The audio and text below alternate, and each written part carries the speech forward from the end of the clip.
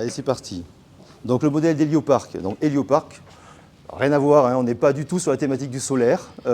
C'était une agence de marketing qui a décidé en 1988-87 à la création d'Hélioparc de la technopole qui s'appellerait Hélioparc. Voilà, c'est vraiment rien à voir. Donc on se situe à Pau, donc bon, vous connaissez tous votre géographie, j'espère. Donc Pau, c'est au pied des Pyrénées. On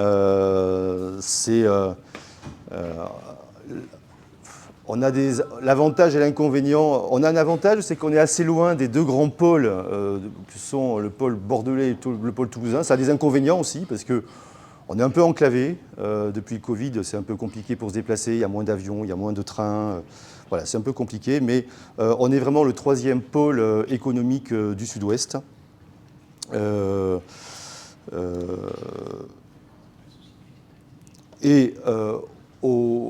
Aujourd'hui, l'agglomération de Pau, c'est une agglomération. Donc la ville-centre, c'est 80 000 habitants. L'agglomération, c'est 170 000 habitants. On a 16 000 étudiants, donc à la fois l'université de Pau et des Pays de l'Adour. L'université de Pau, c'est 13 000 étudiants, mais c'est sur 4 sites. Voilà, le gros paquet, 9 000 étudiants, entre 9 et 10 000 sont à Pau, et les autres sont sur les sites de Bayonne, de Tarbes et de Dax. Et ensuite, on a 3 écoles d'ingénieurs et une école supérieure de commerce.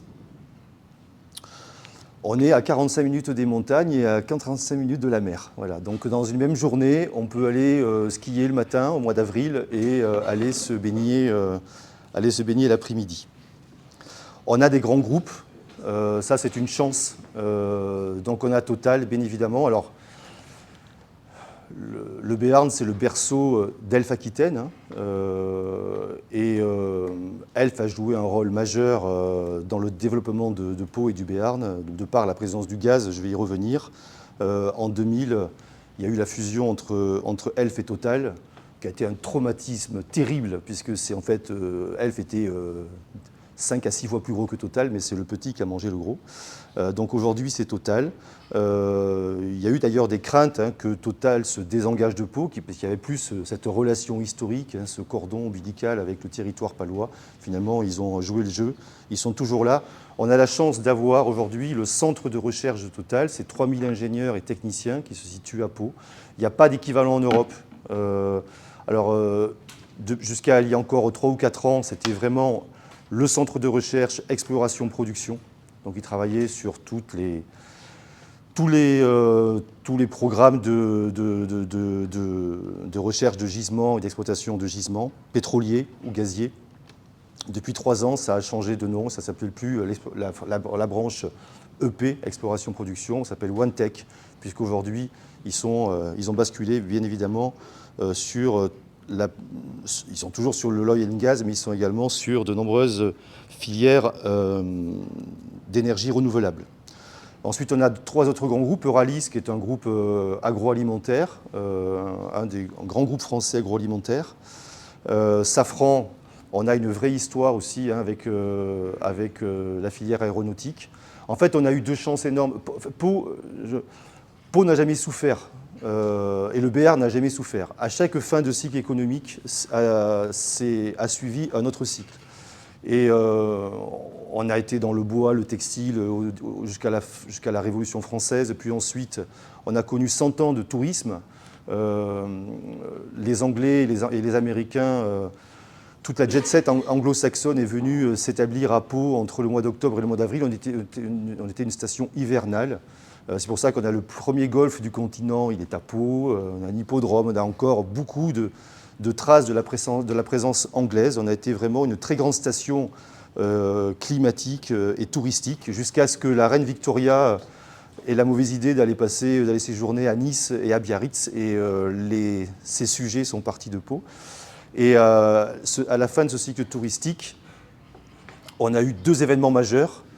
Le premier événement, c'est un événement historique, c'est la Seconde Guerre mondiale, qui a fait que tout un pan du tissu aéronautique français est venu s'établir dans le Sud-Ouest. Donc on parle souvent de Bordeaux et de Toulouse, mais également à Pau. Et aujourd'hui,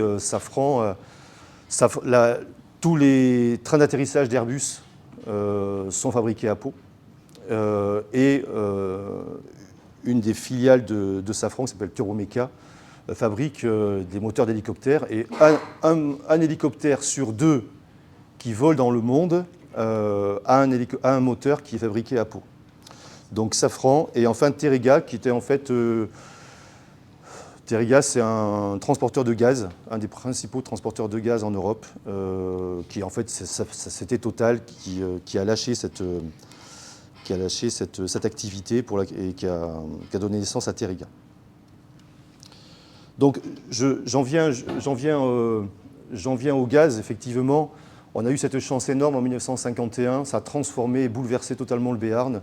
C'est la découverte du plus grand gisement de gaz naturel d'Europe qui a permis à la France d'être autosuffisante pendant presque 60 ans. Et il y avait c'était tellement compliqué d'extraire le gaz que Elf Aquitaine, qui venait de naître, a tout de suite créé un centre de recherche, un centre scientifique et technique pour pouvoir exploiter ce gisement. Et ce centre de recherche, il s'est installé à Pau. Et en 1985, c'est important, Elf Aquitaine était à l'étroit sur son centre de recherche et est allé s'établir à 2 ou 3 km de là. Et donc il y a eu une opportunité immobilière, c'est important parce que ça a aussi permis la naissance d'Hélioparc, il y a eu une opportunité immobilière. La ville de Pau, le département se sont retrouvés avec une friche immobilière, avec un parc donc laissé par Total, enfin Elf qui l'a vendu, au Conseil général. C'est le département qui a été à l'initiative de la création de la technopole. Dans les années 80, c'est souvent les départements d'ailleurs qui ont été à l'initiative de la création des technopoles, plus que les villes, les agglos n'existaient pas. Ce qui est intéressant, comme je vous l'ai dit, on n'a jamais souffert, et malgré ça, les élus locaux se sont toujours interrogés sur la suite. Et dès les années 84-85, ils se sont mis autour de la table avec le groupe Elf Aquitaine pour se dire, voilà, un jour va arriver la fin de l'exploitation du gisement de gaz et comment créer de nouvelles activités, comment créer de l'emploi, comment créer de la richesse à Pau une fois que toute l'exploitation gazière sera terminée. Et c'est ainsi qu'avec cette opportunité de parc que Elf a vendu pour le prix du terrain, vraiment pour une bouchée de pain, que l'idée a fait son chemin de créer une technopole à Pau. Donc ça, c'était le centre de recherche d'Elf. Alors ça se situe, vous ne connaissez pas, mais ça se situe au nord de Pau. C'était que des champs. Juste à côté, aujourd'hui, là où il y a marqué 1966, il y a l'université, le campus universitaire, mais à l'époque, voilà, c'était le centre de recherche d'Elf Aquitaine. Et 40 ans plus tard, ça s'est pas mal construit, ça s'est densifié. C'est le campus technopolitain aujourd'hui tel qu'il existe. Donc, je reviens, 1987, naissance de la technopole, à l'initiative du département. Le département ne veut absolument pas porter lui-même cette démarche technopolitaine et décide de créer une SEM et d'aller chercher un certain nombre d'acteurs et de partenaires pour entrer dans l'actionnariat de cette SEM. Donc les deux partenaires majeurs aujourd'hui, c'est le département, ça reste le département, et la ville de Pau qui est devenue l'agglomération, qui à eux deux détiennent 50% du capital. Ils sont allés chercher des organismes bancaires, donc le Crédit Agricole. Alors si vous voulez cette présentation, je pourrais vous la faire passer via Laurent, il n'y a aucun problème. Le Crédit Agricole, la Caisse d'épargne, donc Total, bien évidemment, membre fondateur, la Chambre de commerce, membre fondateur également, l'université, et depuis la Caisse des dépôts, voilà, vous avez l'ensemble des actionnaires. Et alors à l'époque, il n'y avait pas de technopole au Pays Basque, donc qui est dans l'autre partie du département. Notre département des Pyrénées-Atlantiques, c'est Béarn et Pays Basque.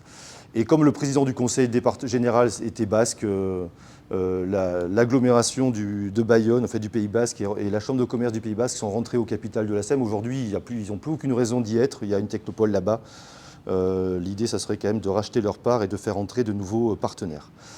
On a un modèle très original que tous mes petits camarades m'envient. Aujourd'hui, la plupart de nos structures sont financées par de l'argent public. Beaucoup de technopoles, aujourd'hui, leur budget, c'est un tiers agglo, un tiers région, un tiers Europe. Les fondateurs d'Heliopark ont eu une idée assez originale, c'est de se dire, voilà, on a un parc technologique hérité d'Elf, qui n'a rien coûté. On va demander à la SEM non seulement de porter les missions technopolitaines, mais aussi d'exploiter ce parc, de l'entretenir, de le commercialiser, de le développer.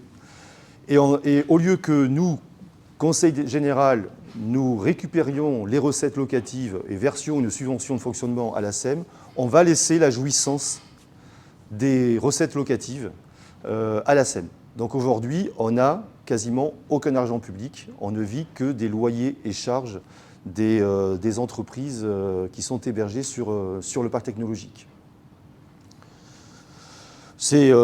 Alors, on a d'autres contraintes. Hein. On n'a pas besoin, j'ai pas besoin d'aller frapper à la porte pour aller chercher de l'argent public, comme beaucoup d'entre nous.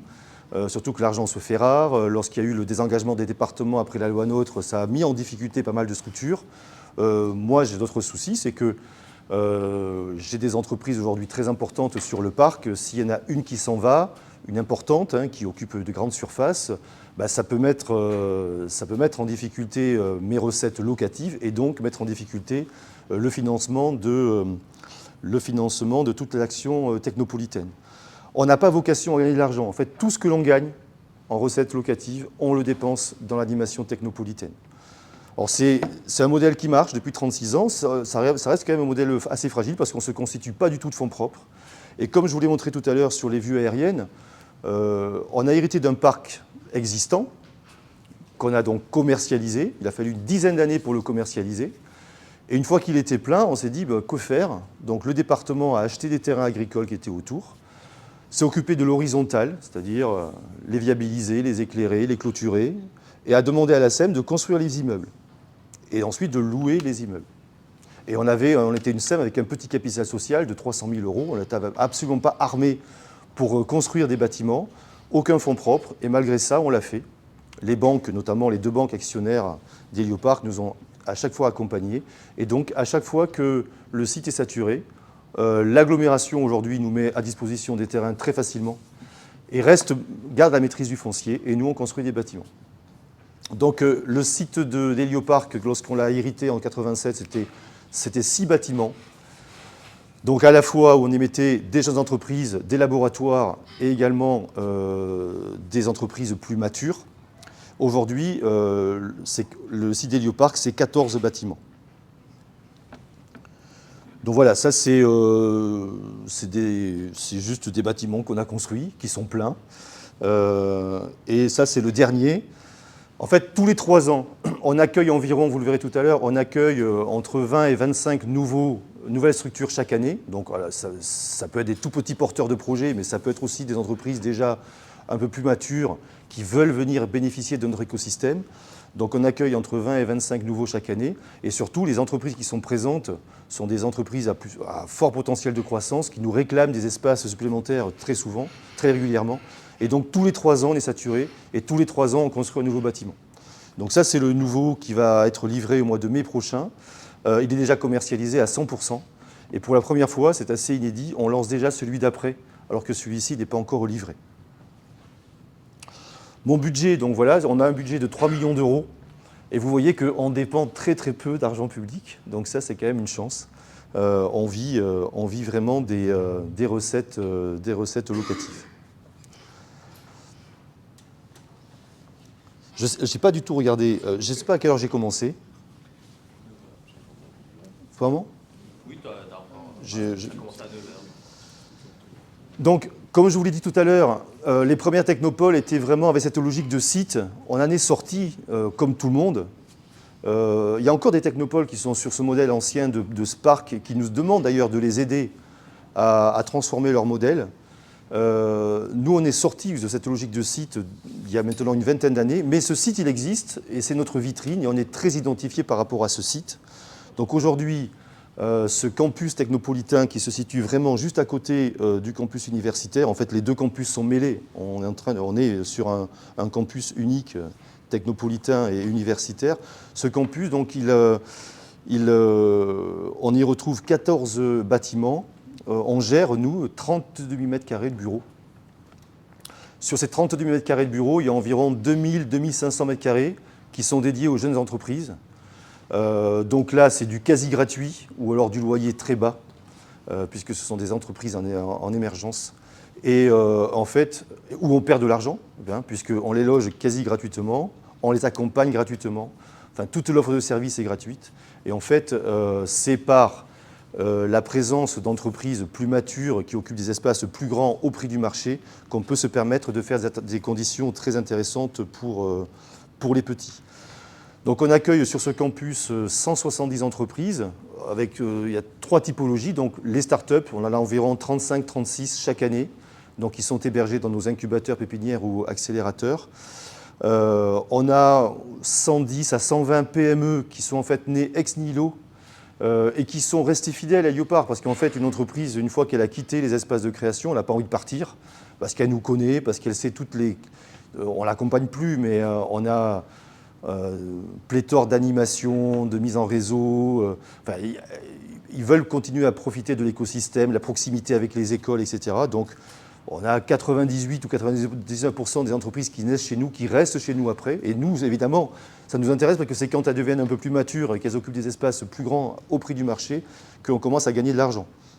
Donc, une centaine, 110 PME. Et ensuite, on a des antennes de grands groupes qui sont pas là pour nous, ils sont là parce qu'il y a Total ou Safran, il y a Capgemini, Atos, Soprasteria, enfin beaucoup de sociétés nationales ou internationales qui viennent s'établir à Hélioparc aussi pour bénéficier de l'écosystème que l'on a mis en place. Et nous, ça nous intéresse bien évidemment parce qu'on met en relation les gros et les petits. Et souvent, le premier client de nos startups, c'est Total ou c'est un des grands groupes ou des entreprises un peu emblématiques du territoire. Ça représente 1700 personnes qui travaillent tous les jours sur notre campus. Et on a un certain nombre d'outils qu'on a toutes marketés, j'y reviendrai juste après, pour accompagner les jeunes startups. J'avance un peu, celui-là j'arrête, celui-là je vous les ai montrés tout à l'heure. L'avantage on a une région quand même, on a un président de région qui avait créé une technopole à Bordeaux, qui connaît la pertinence de l'outil technopolitain. Et donc la région Nouvelle-Aquitaine est une région qui finance assez fortement les structures technopolitaines. Et c'est la raison pour laquelle que sur les 47 qu'il y a en France, il y en a 10 en Nouvelle-Aquitaine. La Bretagne aussi a une politique très favorable aux technopoles. On va trouver 7 technopoles en Nouvelle-Aquitaine et 10 chez nous. On s'est constitué en réseau. Alors on est dans le réseau RETIS au niveau national. On est aussi un réseau régional qui s'appelle Nouvelle-Aquitaine Technopole et on se parle tous les 15 jours. Et on a monté ensemble des programmes. C'est ça qui est intéressant. C'est qu'on a un programme donc, pour aider les startups à se développer à l'international, accéder à des marchés internationaux, et ça s'appelle Sirena, et on l'a monté à nous 10. On a chacun des incubateurs thématiques, mais on a voulu créer un incubateur tourisme, un incubateur Sportec. On n'avait pas, chacun individuellement, on n'avait pas la masse critique, et donc on l'a créé ensemble. Donc on a créé 2 incubateurs régionaux, où les porteurs de projets sont accompagnés individuellement dans chacune des structures et ensuite il y a des accompagnements collectifs avec l'ensemble des structures de Nouvelle-Aquitaine. Mon équipe, on n'est pas très nombreux, on est une quinzaine de personnes et donc on a vraiment 3 métiers. On a le métier gestion locative, c'est-à-dire qu'on fait les contrats de bail, on facture, etc. Enfin, l'activité classique de gestion locative. On a le pôle immobilier, c'est-à-dire qu'on loue des mètres carrés, et on vit de ça. Donc j'ai un responsable technique, j'ai des agents de maintenance, un bleu de travail avec la caisse à outils qui vont dans les entreprises pour régler tous les problèmes qui peuvent s'y trouver. Et enfin, on a la partie animation, accompagnement, enfin les missions technopolitaines. Donc au total, on n'est pas une grande équipe. C'est un peu, d'ailleurs, on a été audité pour le renouvellement du label cette année, et c'est vrai que les auditeurs ont dit que... alors, je crée les meilleures conditions pour que mes collaborateurs se sentent bien. Je suis très bienveillant, mais ils travaillent beaucoup. Et je pense qu'aujourd'hui, on aurait au moins 3 postes à pourvoir, mais j'ai des équilibres budgétaires et que malheureusement, je ne peux pas recruter comme je le voudrais. Voilà, bon ça c'est juste mon équipe, voilà, ils sont tous très gentils. Je les adore. Ça, j'y reviens pas, les missions technopolitaines, j'en ai parlé tout à l'heure, hein, accompagnement, voilà, ce sont les missions technopolitaines qu'on applique comme la plupart de mes camarades.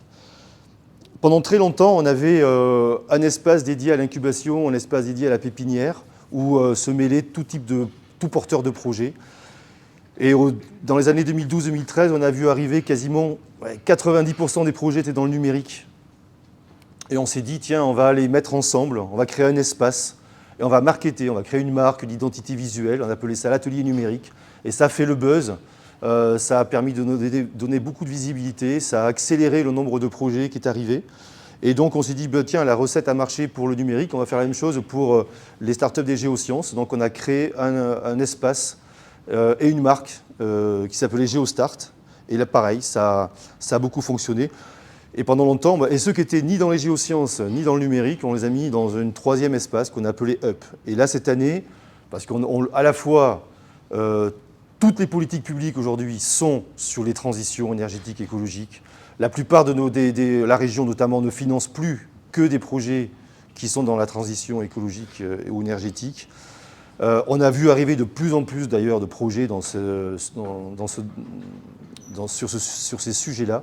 Et donc, en début 2023, on a créé un nouvel espace et une nouvelle marque qu'on appelait Greenov. On a fait un appel à projet national et depuis quelques mois, donc maintenant, on accueille les premières startups dans ce domaine. Et après, comme je vous l'ai dit, Impulsion, La Banquise et Tipeee, ce sont des outils que l'on partage avec les autres technopoles de Nouvelle-Aquitaine. Je ne sais pas si, peut-être que Emmanuel va en parler vraiment sur toute l'offre de services de l'accompagnement. Donc peut-être pour aller un peu plus vite, je vais le passer. Mais de toute façon, vous aurez ma présentation. Sauf si vous le souhaitez. Mais je pense qu'on fait les mêmes métiers, hein, on fait les mêmes choses. Donc je ne vais peut-être pas insister là-dessus. Mais voilà, on fait de la détection jusqu'à toute l'offre de services d'accompagnement. Et vous voyez, bon, voilà, j'insiste pas plus. Si vous êtes d'accord. Je vais plutôt insister sur les filières. Les chiffres clés, donc j'en ai parlé, 36 startups accompagnées tous les ans. Alors cette année, en fait, on a eu, je vous dis, on en a entre 20 et 24 chaque année, depuis toujours. On a toujours les mêmes flux, généralement, on ne sait pas trop l'expliquer, sauf en 2022, et ça a été assez général. J'ai interrogé mes camarades et on a eu vraiment une baisse du nombre de projets, on n'en a eu que 11 en 2022. Est-ce que c'est la tension du marché du travail? Je ne sais pas. En tout cas, on a noté vraiment une forte baisse, alors que 2023, c'est reparti à la hausse et on va être sur les mêmes chiffres que les années précédentes. On a un taux de survie, on a environ une entreprise sur deux, enfin un projet sur deux en incubation qui se transforme en création d'entreprise, à peu près 50%. Et ensuite, une fois que l'entreprise est créée, en revanche, on a un taux de survie à 5 ans de 87%. Et les deux derniers chiffres, on ne les avait jamais on les avait jamais recherchés. Et c'est cette année qu'on a voulu le faire pour les élus surtout. Donc on a demandé à toutes les entreprises combien d'emplois ils avaient créés dans l'année. Et donc c'était assez remarquable. Celles qui sont sur le campus, hein, c'est 236 emplois nouveaux créés sur l'année 2022. Et le chiffre d'affaires cumulé, c'est 180 millions. Alors ça m'amuse parce que alors nous c'est cumulé, mais après Safran, Total, Terega et je ne sais plus qui, on est le 5e plus gros chiffre d'affaires, voilà, de l'agglomération de Pau. Ça, je ne vais pas rentrer dans le détail, parce que vous avez la même chose. C'est juste pour vous montrer ce que c'est un écosystème.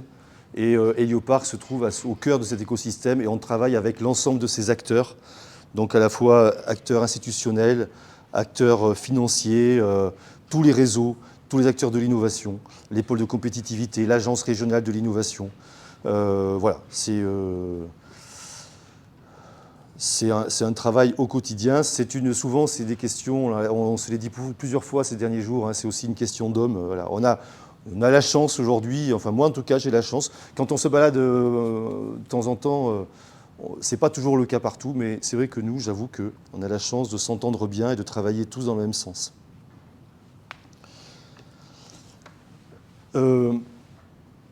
Pendant très longtemps, quand on disait géosciences à Pau, il y avait le centre de recherche de Total et le bassin de Lac à 18 km. Voilà. Et personne n'avait mesuré le poids de la filière géosciences à Pau. Les élus ne parlaient jamais des géosciences dans leur discours économique. Enfin, vraiment, il y avait une méconnaissance totale de cette filière. Et donc, c'est à l'initiative d'Hélioparc et de la Chambre de commerce qu'on s'est dit, mais il faut qu'on ait davantage de données là-dessus. On est allé identifier l'ensemble des acteurs de la filière géosciences et on s'est rendu compte que les géosciences à Pau, c'était 80 établissements, c'était 8 000 emplois directs, c'était 30 000 emplois induits. C'était certainement la filière la plus importante, une des filières en tout cas, les plus importantes du territoire. Donc on a créé un cluster, un club qu'on appelait le club géosciences. On a rassemblé l'ensemble de ces acteurs qui se connaissaient mais qui n'avaient jamais vraiment coopéré. En tout cas, beaucoup n'avaient jamais coopéré ensemble. Et on les a réunis tous les mois. Ça, je parle de ces 2005. On les a réunis tous les mois. Il y a des sujets qui sont apparus, qu'on retrouvait partout, des problématiques qu'on retrouvait chez chacun d'entre eux. C'était notamment le problème des compétences. Avec le départ à la retraite de la génération baby-boom, il y avait une vraie inquiétude sur la perte de compétences. Et donc on a créé un workshop qu'on appelait GeoSkill, qui a eu lieu en 2008, qui a eu une aura, on va dire, régionale. En 2010, on l'a fait à l'échelle nationale et en 2012, on a fait un troisième workshop GeoSkill qui a eu vraiment un écho européen. Et petit à petit, vraiment, on s'est rendu compte que Pau était certainement la capitale des géosciences parce que à part le BRGM qui est à Orléans ou l'école nationale de géologie, l'école supérieure de géologie qui est à Nancy, aucun territoire en France ne concentre autant d'entreprises et de structures d'enseignement supérieur dans le domaine des géosciences. Et donc on s'est dit on va vraiment focaliser là-dessus. Donc à la suite de ces workshops, la problématique suivante, c'était de se dire, il y avait la démarche des pôles de compétitivité, il faut aller vers la création d'un pôle.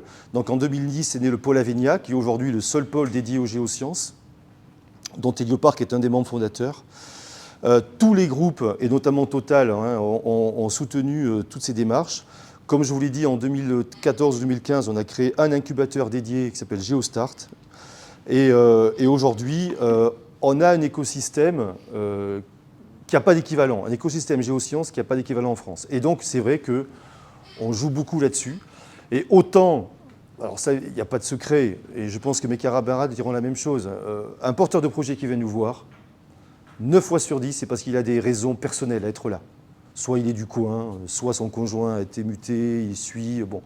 Il y a juste une anecdote, un jour on a un chercheur en IA de niveau national qui était à l'université d'Angers, qui quitte Angers, qui vient nous voir et dit je veux créer ma start-up dans l'IA à Pau, à Hélioparc. Alors on était là, on ne savait pas que l'aura d'Hélioparc allait jusqu'à Angers. Et il a dit non, mais vous inquiétez pas, mes parents habitent à 20 km et j'avais envie de revoir les Pyrénées. Bon voilà.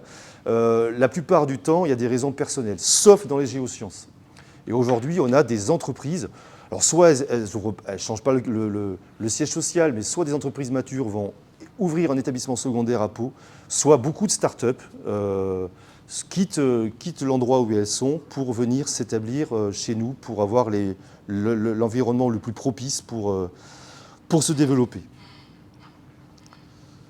Et comme ça a marché avec les géosciences, on a fait pareil dans l'IA. Alors on n'est pas une grande place forte de l'IA, hein, mais on est une ville moyenne, Pau. Mais malgré ça, on a très vite, déjà on a des très gros exploitants de données. On a eu donc, grâce d'ailleurs à ce garçon qui est venu d'Angers, qui adorait l'animation économique territoriale, qui nous a beaucoup aidé. On a créé une association IAPO, on a créé un festival, on a créé des data challenges pour les étudiants. Et aujourd'hui, on a une visibilité dans le domaine de l'IA. On travaille avec des écoles d'ingénieurs d'un peu partout qui participent à ces opérations, avec là aussi toujours la bienveillance des grands groupes locaux. Et on s'est dit qu'on allait faire la même chose maintenant dans la filière éco-innovation. Et en fait, on utilise à chaque fois les mêmes recettes. 2 ou 3 grands groupes qui vont nous donner en plus de l'argent. Un outil dédié d'accompagnement. Ah, on a perdu la présentation.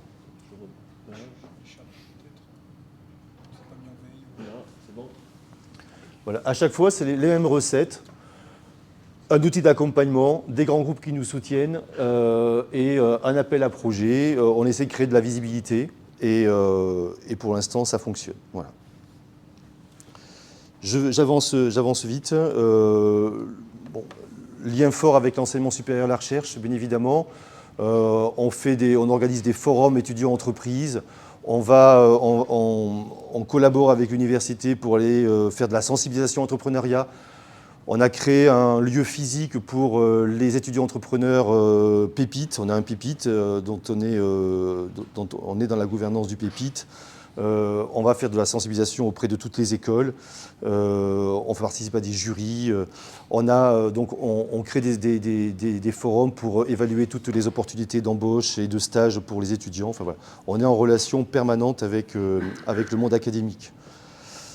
Bon, et après ça, je vais passer très vite. Hein. On fait plein d'animations, mais comme vous, j'imagine, voilà, des petits déjeuners, des workshops, des matinales. On a un événement quasiment tous les 15 jours. L'idée, c'est quoi? C'est vraiment soit de diffuser de l'information, soit de favoriser les échanges, encourager les échanges entre tous les acteurs. IAPO, j'en ai parlé. On a aussi lancé une démarche French Tech. C'est Hélioparc qui l'a lancé. On est labellisé French Tech, communauté French Tech depuis maintenant 2019. On a créé une association. En revanche, on a voulu garder un lien fort. L'association, elle est dirigée par des entrepreneurs. On est dans la gouvernance. Ils ont leurs propres actions, mais on ne veut pas que les actions se télescopent avec les nôtres. Donc on a gardé un lien fort et c'est nous qui avons fait l'effort de mettre à disposition de l'association French Tech du personnel dédié. C'est-à-dire que la coordinatrice de la communauté French Tech, c'est une personne qui travaille à Hélioparc. Parce qu'il est arrivé dans certains territoires où ça s'est vraiment, notamment à Rennes, il y a eu des complications entre la communauté French Tech et la Technopole. Ça ne s'est pas très bien fini, en fait. Voilà. Et ça, c'est pour terminer. Vous ne les connaissez pas, mais ce sont des entreprises qui sont nées chez nous et qui sont quasiment toutes leaders sur leur marché. La plus ancienne, c'est Vetocom. C'est quelqu'un qui a développé un logiciel de gestion pour les cabinets vétérinaires. Et aujourd'hui, un cabinet vétérinaire sur 2 en France est doté de ce logiciel. Météorage, ils sont leaders européens sur le traitement de données foudre. C'est eux qui donc captent, dès qu'il y a dès qu'un éclair tombe sur le sol national, il est détecté par des capteurs de météorage et ensuite les données sont traitées pour l'ensemble de leurs clients. EOF développe des appareils respiratoires pour ceux qui ont des très fortes pathologies pulmonaires. Enfin voilà, bon bref, Phébus Optique développe de la fibre sur les ouvrages d'art et sur les pipes pour en déterminer les transformations ou les fissures. Bref, voilà, ce sont des entreprises. On n'est pas Nantes, hein, on n'est pas Lille, on n'est pas Bordeaux, on n'est pas Grenoble. On est une ville moyenne avec une université, une petite université. Mais voilà, on a réussi à créer un outil assez performant et on crée de la valeur, on favorise, on contribue. Hein, on contribue à la création d'activités sur notre territoire et on pense qu'on le fait à peu près bien. Arverne, c'est notre première boîte qui est cotée chez Euronext depuis 15 jours. Voilà, donc on est très, très fiers d'avoir une boîte cotée en bourse. Voilà, moi j'ai terminé. J'espère que j'ai été clair. J'espère que vous avez des questions. Merci beaucoup Olivier. Alors, est-ce que vous avez des questions? Je fais passer le micro.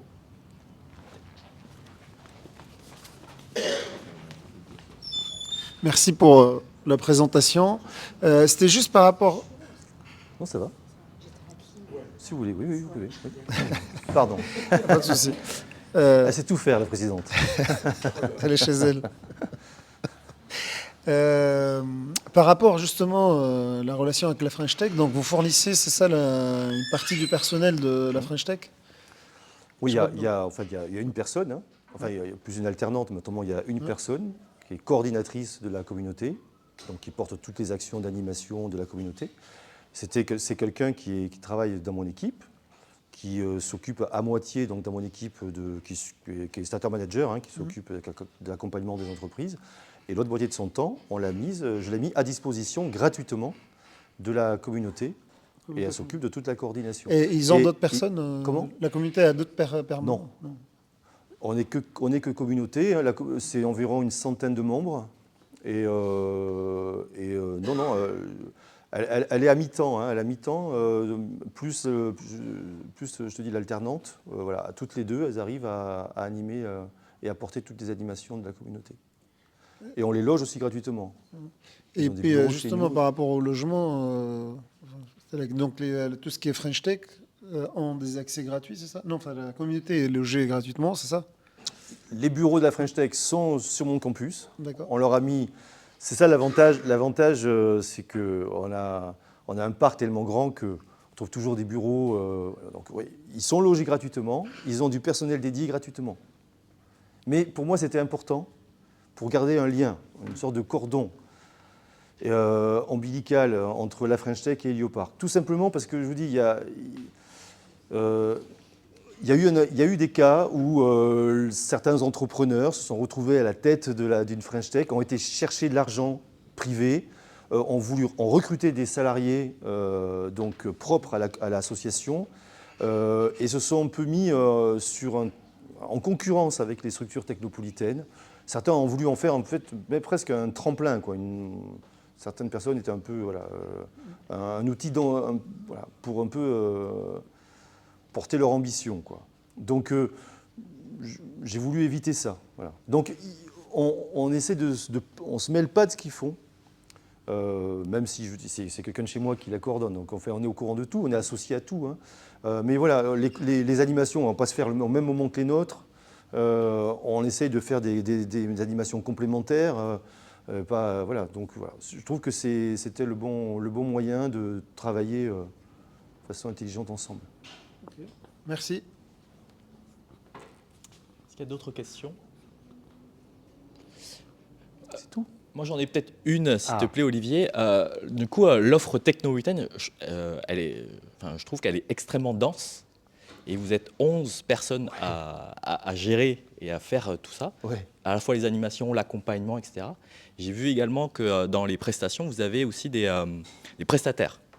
Est-ce que, à la fois dans l'accompagnement ou dans d'autres activités de la Technopole, vous faites appel à des prestataires pour répondre peut-être à des pics d'activité ou autres? Et deuxième question, c'est de savoir, toutes ces animations que vous faites, est-ce que c'est vous qui les portez ou est-ce que c'est en lien avec l'écosystème? Et du coup, parfois, c'est aussi des partenariats ou des choses, parce que tous les 15 jours, moi je vois quand on fait un truc ici, c'est énorme, tous les 15 jours. Attends, parfois tous les 15 jours, ça peut être un petit déjeuner où on réunit 10 startups pour parler du CIR ou de je ne sais pas quel autre sujet. Enfin voilà, c'est des choses qui peuvent se faire très facilement. Hein. Donc après, on a des événements qui sont plus importants, qui nécessitent... Un de nos gros événements qui a eu lieu il n'y a pas longtemps, il s'appelle le Startup Challenge. Alors je sais que le mot est utilisé aussi, je ne sais plus par qui. Par le JC notamment. C'est un concours de pitch. Là, on fait vraiment, c'est vraiment un gros événement. C'était la semaine dernière, c'est 300 personnes au centre des congrès. Donc là, ça demande une grosse logistique, mais après, on fait beaucoup d'événements plus petits. Non, des prestataires, non, on porte tout nous-mêmes. Après, on a créé un réseau d'experts, de personnes qualifiées qu'on va utiliser aussi autant que de besoin, qui peuvent nous aider, notamment sur le process de sélection ou même sur de l'accompagnement. Mais non, on fait tout nous-mêmes, ouais. Mais non, mais là, on est en surchauffe. Non, mais il y a un nouvel accompagnateur qui doit être forcément recruté avant la fin de l'année. Ça, c'est obligatoire parce que là, ils n'y arrivent plus. Et voilà. Merci beaucoup.